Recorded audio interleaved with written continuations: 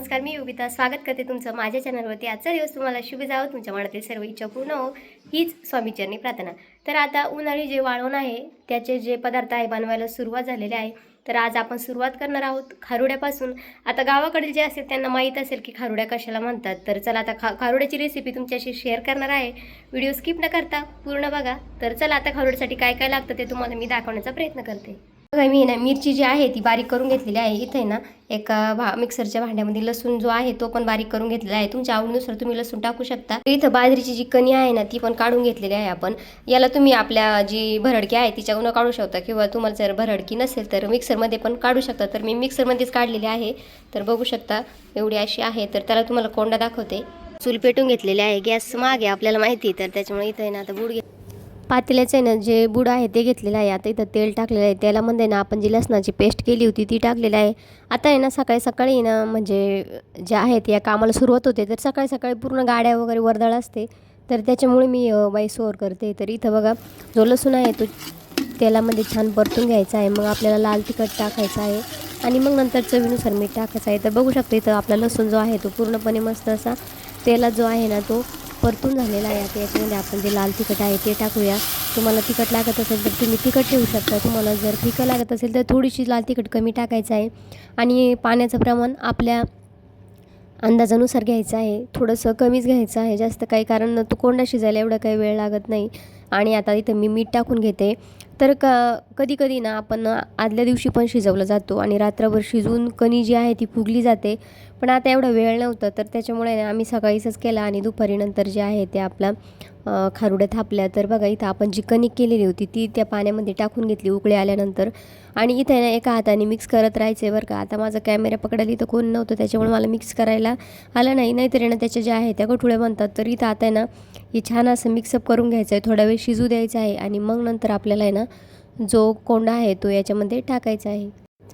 जेवढी आपली कणी छान शिजेल ना तेवढंच जो कोंडा म्हणजे आपला खारुड्या आहे त्या छान येतात। तर इथं बघू शकता आता आहे ना पूर्ण जे आपण टाकलेलं कणी होती ती मिक्स करून घेतलेली आहे इथं, आणि मग आता आपण आहे ना कोंडा पण असा सुटा सुटा करून टाकायचा आहे हाताने, म्हणजे जेणेकरून तो एका ठिकाणीच पडले जाणार नाही। तर बघा आता इथं छोटा चाटू आहे, त्या चाटूच्या साहाय्याने मिक्सअप करून घ्यायचं आहे आपल्याला, जेणेकरून तो कणकीमध्ये मिक्स झाला पाहिजे।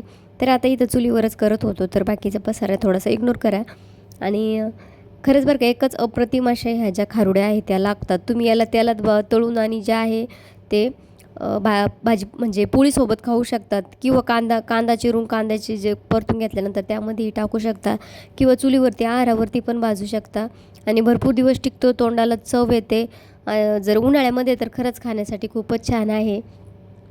काही जण याला वाळवून ठेवतात आणि मग नंतर चटणी करून जे आहे ते खाण्यासाठी वापरतात। तर बघा इथं छान असं आता आपण मिक्सअप करून घेतलेलं आहे।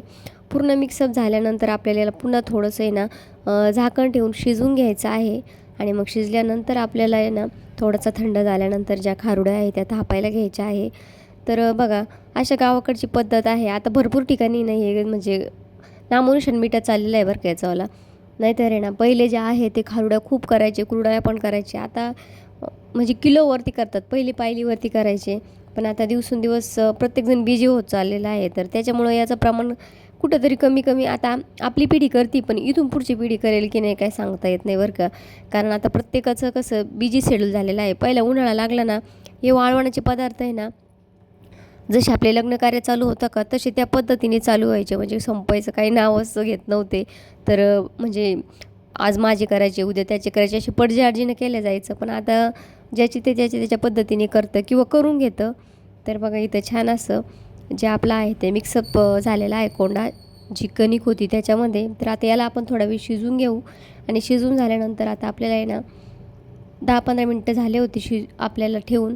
आता शिजल्यानंतर आपल्याला याला ना खूप म्हणजे असं थंड होण्यासाठी एका ताटामध्ये घेतलं, आणि मग आपण जे आहे ते खारुड्या थापायला घेतल्या। तर एका रुमाल घ्यायचा आहे किंवा साडीचा कपडा असेल तरी चालेल, छोटी छोटी कट करून घ्यायची आहे आणि त्याच्यावरती ना हाताने थापायचे आहे, जास्त पाणी लावायचं नाही आहे। आणि साडीवरती टाकले तरी चालतात। आता पहिले ना काडावरती टाकायचे, तर आता आपल्याकडं काड नाही आहे तर आपण साडीवरतीच टाकणार आहे।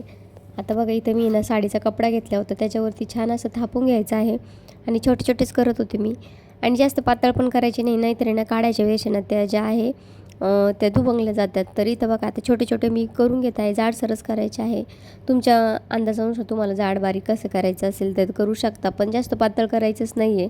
तर बघा इथं आता आपली खारुडी थापून झालेली आहे आणि बघा टाकायला पण आहे ना सोयीस्कर होतो आहे बघा, लगेच निघली जाते. बघू शकता तुम्ही. आता असंच एक एक करून आपण सर्व ज्या खारुड्या आहे ना त्या टाकून घेऊया.